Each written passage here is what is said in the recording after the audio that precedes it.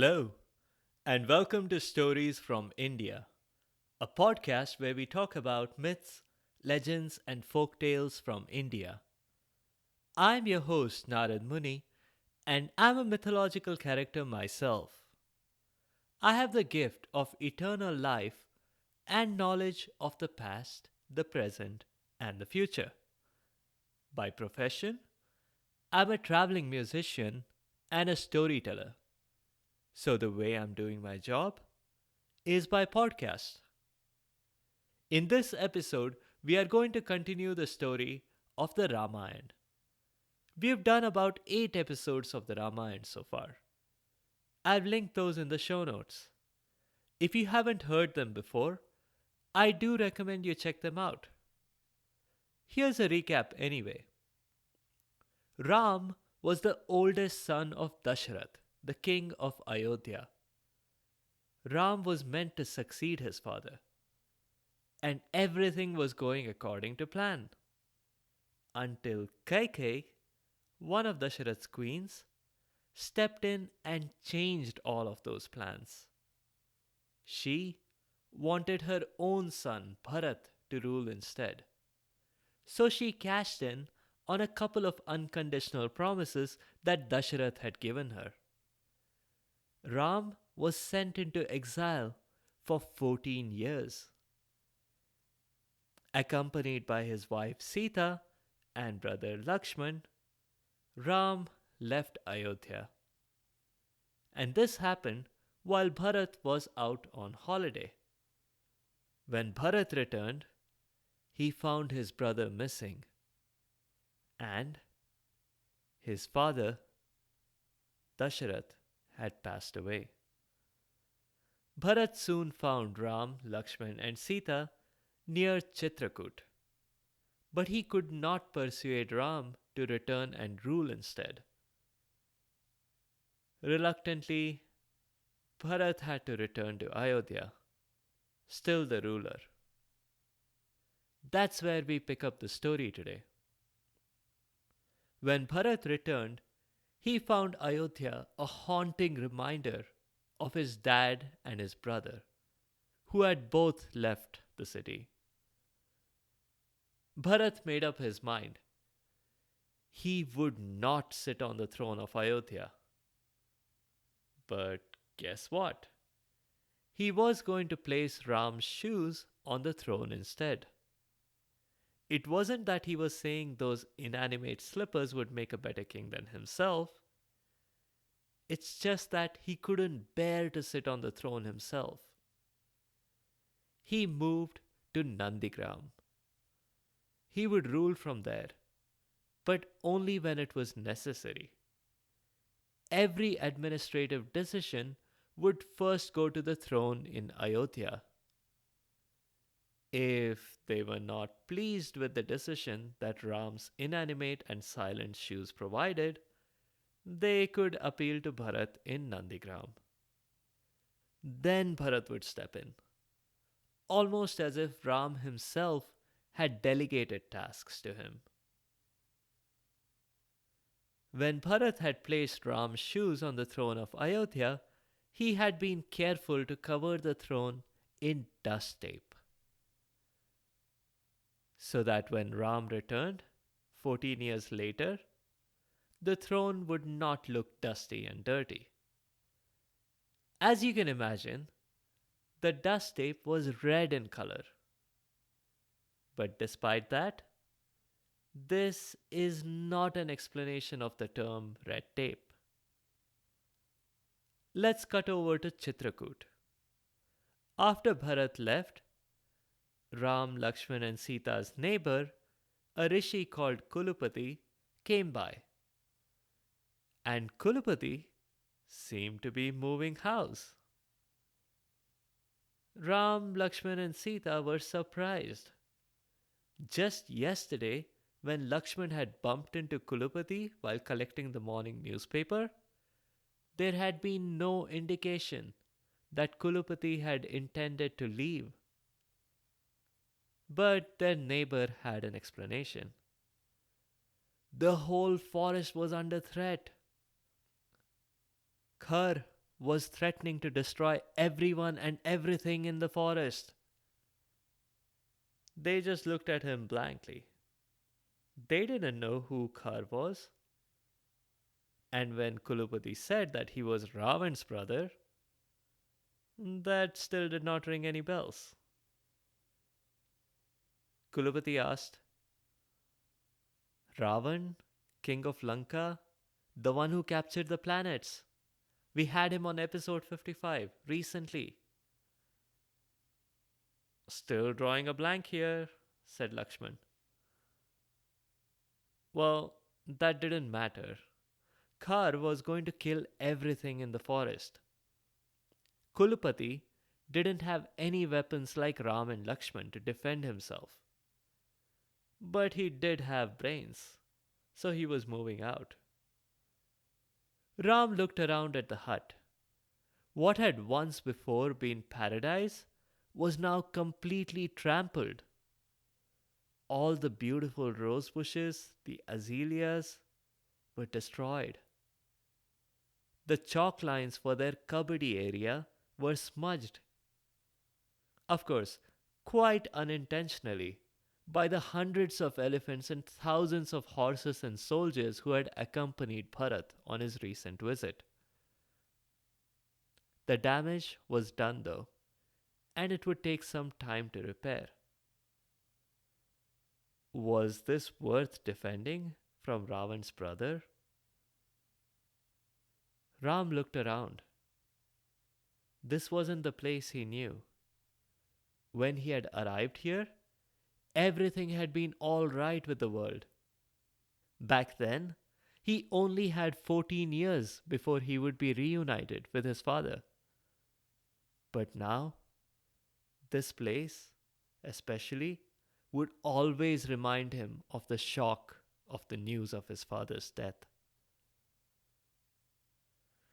Let's move on, he said. Sita agreed. It was just better to start with a fresh garden. And they could pick whichever place they wanted for their next home. Only Lakshman dissented. He had just put in all the effort in constructing their house. He would have to start over. But he was outvoted. They finally reached the Dandaka forest. On the way there, they met another rishi and his wife, Atri and Anasuya. Anasuya liked Sita so much, she even gifted her some really pretty jewelry. That might seem insignificant now, but it will become important later. Like Chekhov's gun, the literary device where something small and insignificant plays a pretty important role later on. As the trio entered the forest, they came across a sight that would have scared ordinary humans. In front of them stood a giant. He was an asur. He stood there and grinned an ugly grin. Suddenly, and with shock, Sita realized that the monstrously large spear the asur was holding had some things on it. It was like a skewer from a barbecue.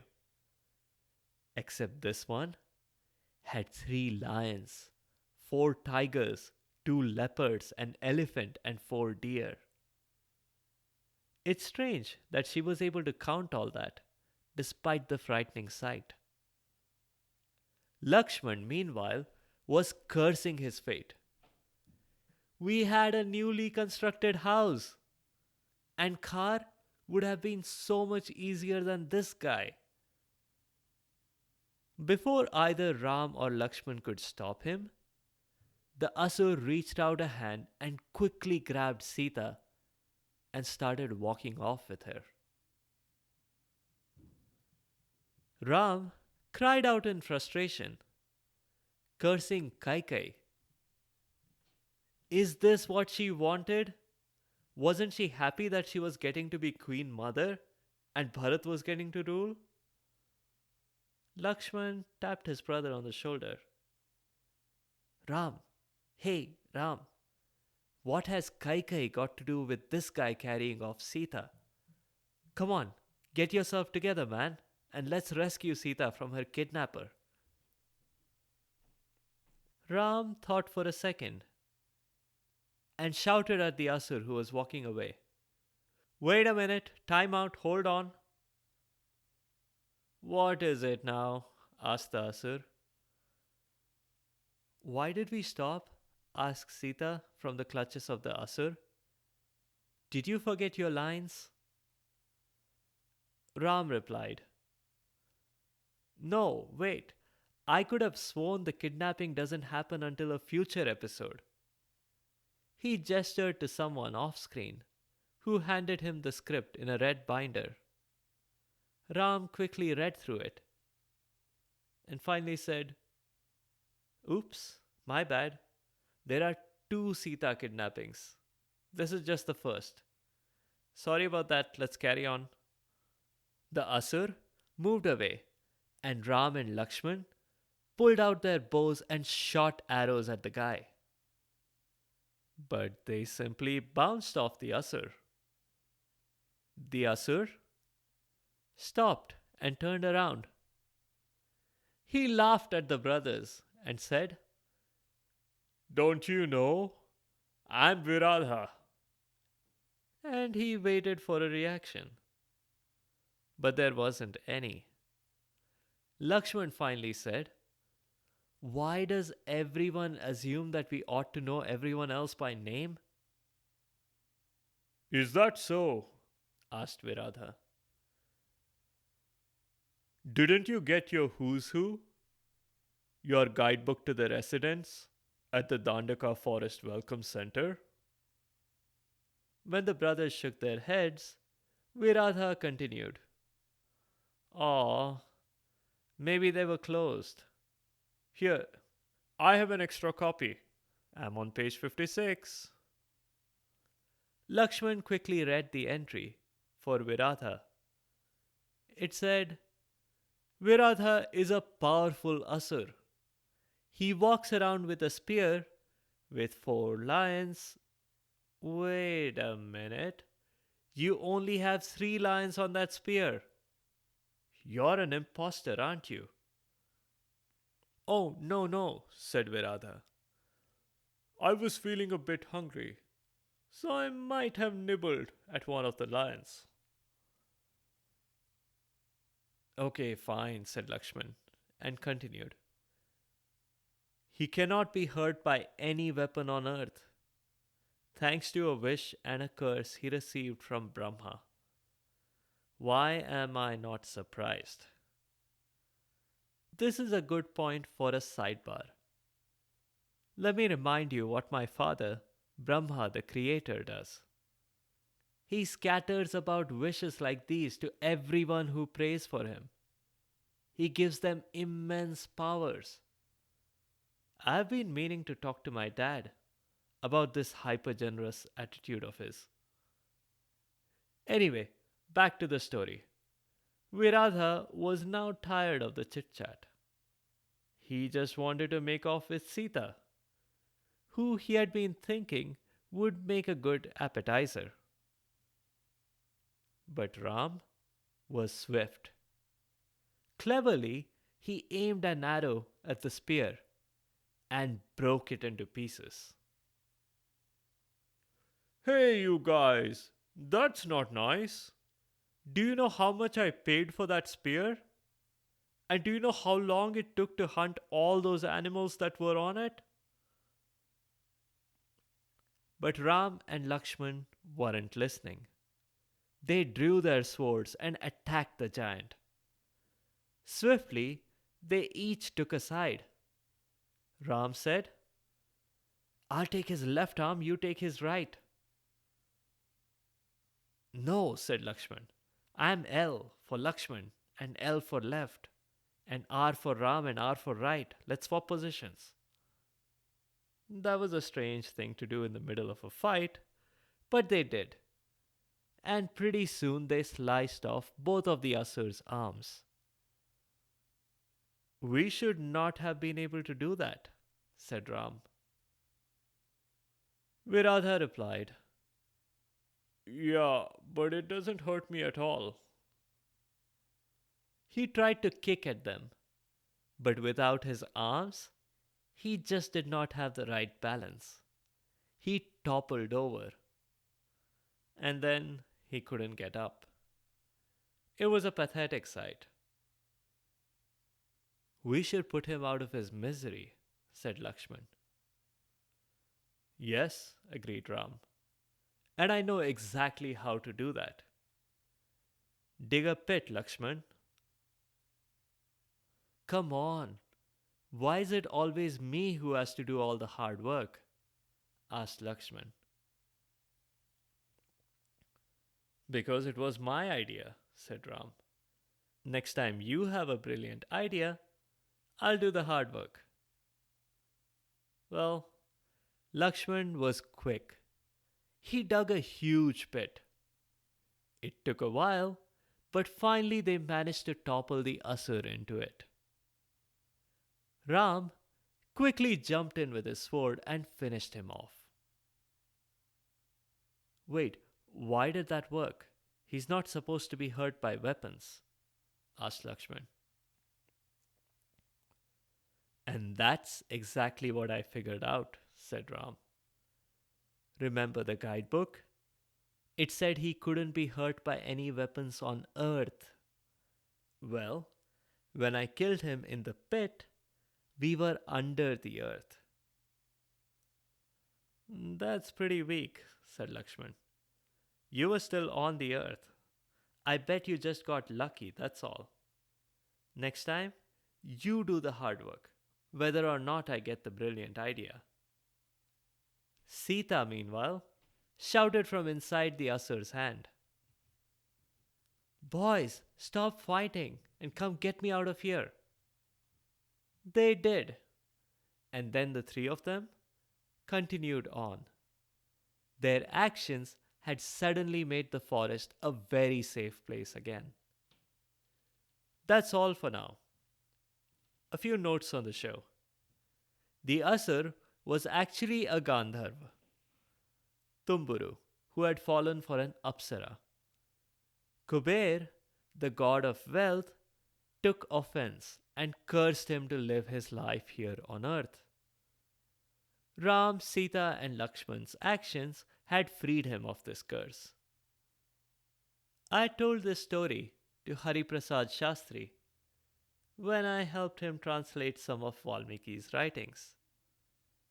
And now, 70 years later, I am refreshing the story for younger audiences. This one was the lesser known of Sita's kidnappings. And this one only lasted a few minutes. We'll cover the other one, of course, but in a future episode. That's all I have for now. In the next episode, we'll do a folktale again. This one is about a girl who is constantly followed everywhere by a group of trees. And she is friends with a magic snake.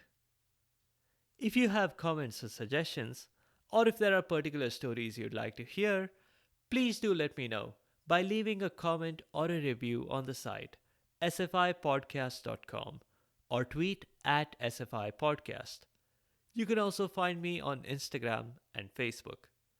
Be sure to subscribe to the show to get notified automatically of new episodes. Thanks to all of you listeners for your continued support and your feedback. The music is from purpleplanet.com. That's purple-planet.com. I'll see you next time.